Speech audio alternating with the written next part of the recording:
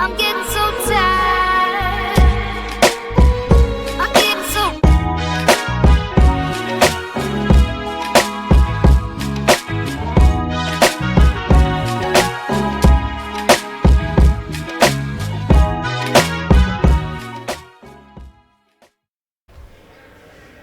Y'all know what's going on. It's time for another episode of Doing Time with Joe.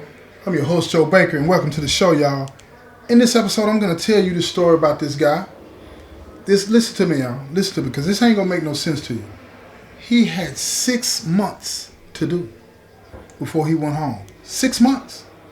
6 months is all he had to do, and he would be home, right? But let me tell you what happened. Let me tell you what happened.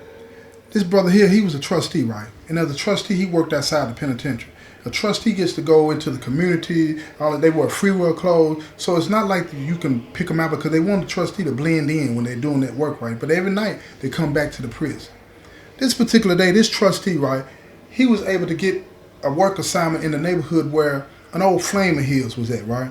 And he saw her walking down the street one day with her dog, and he spoke to her, and she said, "What are you doing out here?" And he explained to her that he was on a work detail as a trustee from the prison, right? And she said, "Oh, okay, then that's fine." She said, "Well, how long you gonna be out here? I can fix you something to eat, right?" Because usually when people that know us, they see us out there in the community like that. Not me, because I ain't never had the opportunity to be out there. You understand what I'm saying? But I know a lot of dudes that have. But when people see trustees out in the neighborhood and they recognize them and all this and that, they want to do something for them, give them some food, something to drink or something like that, just to let them know, look, somebody still care about you. You're still relevant to the word. You feel what I'm saying? Keep doing good and come home and everything is going to be fine for you, right? So he said, "Oh, I'll be out here for a couple of weeks." She said, "A couple of weeks? Well, I'll get to see you for a while." Then he was like, "Yeah, you'll see me and I'll see you and we can see each other and we can do what we do, right?" So he shot his shot at her and she said, "If you come on up in here, I'll give you some of this, right?" So at the end of the day, they were moving real fast. Now, he had a cool supervisor. And this supervisor was like, "Man, look here. I'm going to be gone for the next 30 minutes. Just make sure you get all this trash up. And whatever you do in that little time, that's on you, right? But if you get caught, you're going to have to wear that." So he was like, "Bet that." So he gets on up in the house. He knock her down, right? They sitting at the table. He's eating. She fixed him something to eat. He gets back out there. He gets all the trash up. Now he's waiting on his supervisor, right? So when he gets back to the prison, he had her phone number. She gave him the phone number. So he gets the phone number put on his list, and he calls, and they're talking all this and that. Keep in mind, this is just a couple of days. They moving real fast, right? Moving real fast. So he's talking to her on the phone, and everything is all this and that, or whatever the case may be, and he falls for her. That fast. So they're talking and all this and that, and now these couple of weeks that he's in this area, they fly by. He done knocked her down 3 or 4 times, eating good and all this. And the supervisor is like, "As long as you're doing your job, when I get back out here, you need to be standing out here so I can pick you up and we can get on about our business." So all of that worked out fine. Now he gets moved to another neighborhood and another neighborhood, but every time he gets the opportunity to go back on this side of town, on that particular side of town where she was at, he goes and he spends some time with her. They're loving it. Now they're 2 months in. 2 months into this thing, right? And one day, he goes by there and he knocks on the door. The truck is sitting right out front. The truck is sitting right out front. See, he was even driving his own truck for this particular company, right? Sitting right outside the place. He knocks on the door. He ain't really paid attention that there's 2 cars in the parking lot, in the driveway, because he ain't never really paid attention to that. When he knock on the door, she come to the door. She cracked the door. She don't open the door wide open, and she's not as welcoming as she has been, right? And she said, "Hey, how you doing?" He said, "Hey, what's going on?" And he tries to take a step towards the door as if to walk on in. She said, "Hold up." She said, "I'm busy. You can't come in today." And he said, "Why not?" Because in his mind, this is his gal now. And she said, "Because I'm busy." And then she pushes the door shut, and he hears her lock the door. Now he's standing at the door, and he ain't the type to trip out about it, you know. He's thinking. Then he walks back to the car, to the truck. And when he gets to the truck, we get a company phone in the truck. He calls and he said, "What's going on?" And she said, "I'll talk to you later." But in the background, he could hear another voice. Boy, his antennas went off then. It sounded like a man.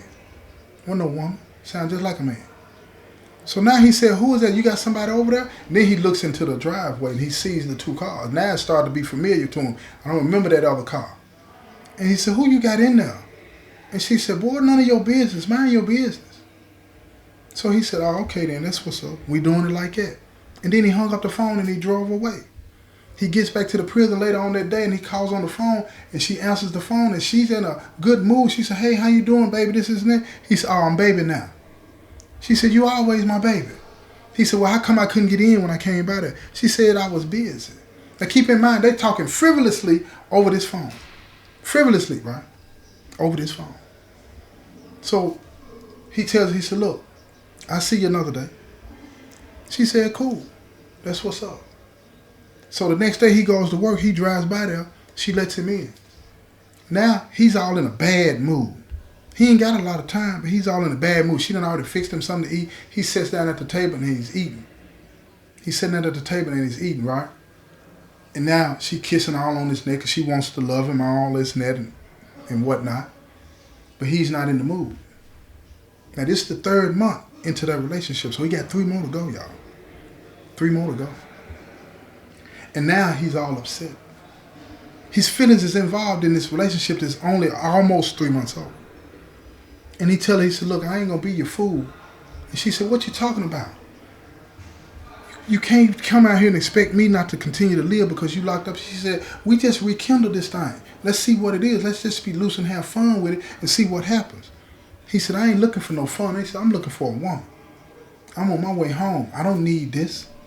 She said, well, then if you don't need this, then you can leave this. So he gets up from the table, you know what I'm saying, and he leaves. And when he leaves, he gets out to the truck, he pulls off, and he's gone. And before he gets too far down the road, he hits her number on the company phone, and he calls and he tells her, he said, look, my bad, I'm sorry. But I just couldn't deal with what was going on. He said, what was happening? And she said, I got a guy that comes by every now and then that I've been seeing for a while. You know what I'm saying? But it ain't nothing serious. She said, but when you get out, we can see where it goes. But she said, I'm not going to stop living because you just met me. You know what I'm saying? And we rekindle this thing. I'm not going to stop living.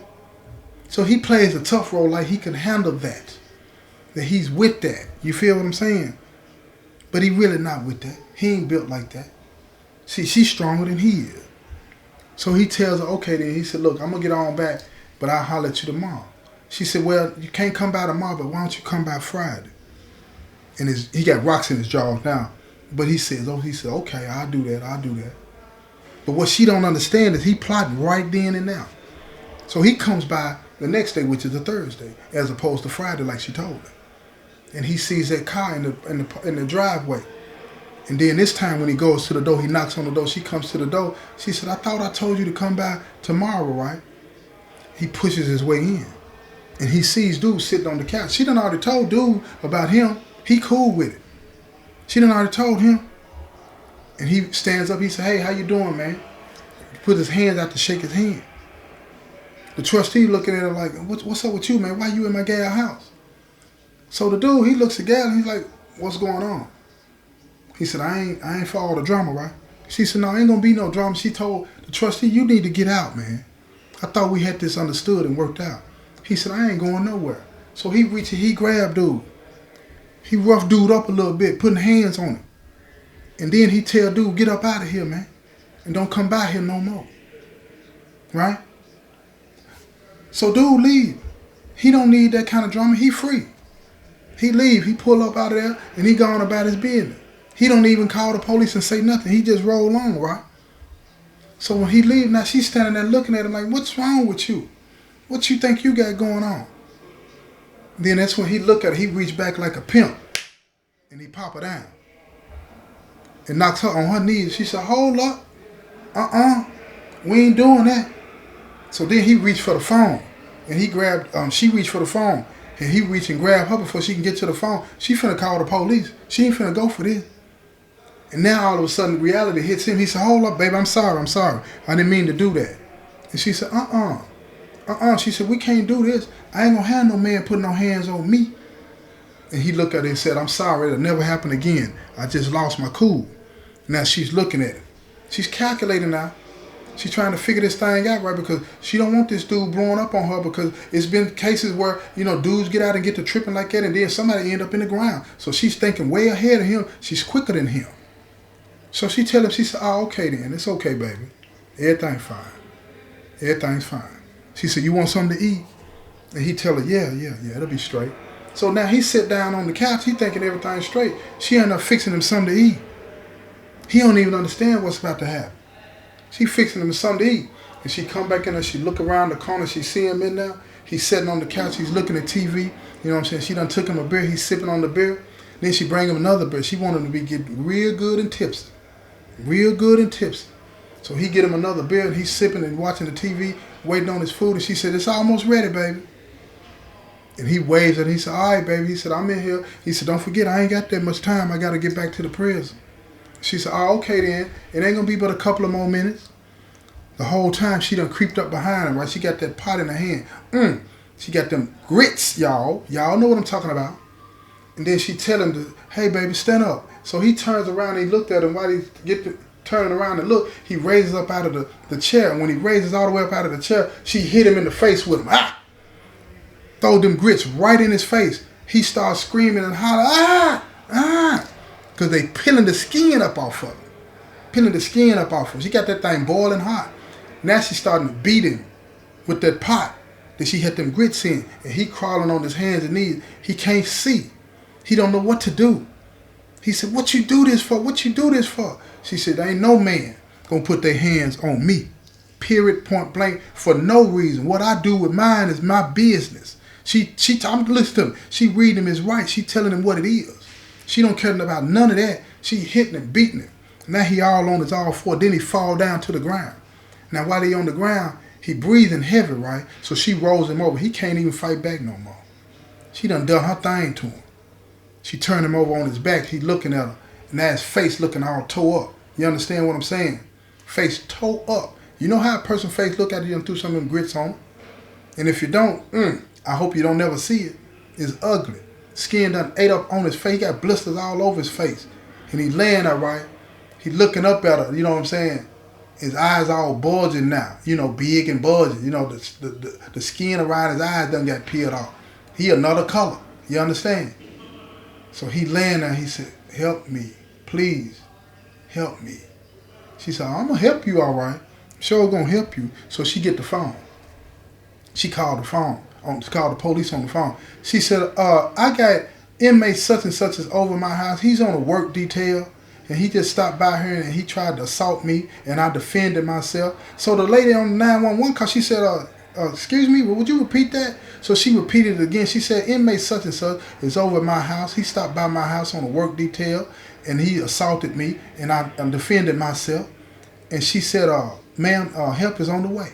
So the 911 operator, she called it in to the police. But then the police, what a lot of people don't know, in the neighborhoods, when you got these work details out there, the state troopers and police and all of them, they are aware that there's inmates in the neighborhoods working. They know who they are and where they are. So what you think happened? They all converged on the house. They all converged on the house. When they pulled up, it was about 3-4 cars done pulled up outside the house, plus his work supervisor. Because they done called him and said, where is such and such at? So when he gets there, everybody's standing there, and then they say, well, let's go in. So they get all in the line. You know how the SWAT team be getting all in, because they don't know what the situation is. Now she looking out her window, she see them, she opens up the door. She said, you ain't got to come in here like that. He's in here laying on the floor. He's in here laying on the floor. He ain't fighting back no more. I told y'all I defended myself. So when they walk in, they see him, he laying back on the floor, face toe up. Face toe up, and then the top part of his chest and his neck, all the skin is still bubbling. You can see it bubbling. Blisters popping up all over the place. So they called the ambulance. They said, man, what'd you hit him with? She said, I hit him with some grits after he hit me. They said, you hit him with grits? He was like, yeah, ain't no man gonna put their hands on me. So the ambulance get there, the EMTs get there, they run in there and they ask her the same question because they got to figure out how to treat him. He laying up, he can't even move. Skin just falling up off of him. Then they get him up on the gurney to put him in the back of the ambulance and rush him to the hospital. And then they sit down and they start asking her questions. Asking, how long has he been coming by here? Did you know he was an inmate on work detail? All this and that. She said, he been coming by here for the last couple of months now. And now he told me he was released from prison and he had a job at this other place doing this and that, and he can come around when he wanted to. But I knew something was suspicious because he left at the same time every day. But when he saw another man over here, he got mad and he come in here, push his way up into my house, and he beat up my boyfriend, and then he wants to put his hands on me. And I defended myself. So they sitting there looking at her, they writing the notes and everything like that. They said, ma'am, do you need any medical attention? And then she said, no, y'all need to attend to him. Don't worry about me, I'm straight. They said, well, we might need you to come downtown to make a statement. She said, well, let me know, just call me and I'll be right down there because ain't no man gonna put their hands on me. So they looking at her all astonished, like, dang, she ain't playing with her. And she meant what she said and she said what she meant. Now he's back in jail. They done treated him at the hospital, got him wrapped up like he a zombie. They done took him to maximum security. Guess what? Charged him with assault. Charged him with breach of trust. Breach of trust is lower than escape, right? You know what I'm saying? He walked off the work detail. He didn't do it. He wasn't where he's supposed to be. So now he's sitting on maximum security, looking like a dummy. A dummy looking like a mummy. Wrapped up. Bandages there. We got to get his bandages changed 3-4 times a day because she done peeled him with them grits. She said ain't no man gonna put no hands on her. It's been another episode of Doing Time with Joe. I'm your host, Joe Baker, and I say peace, y'all. I'm getting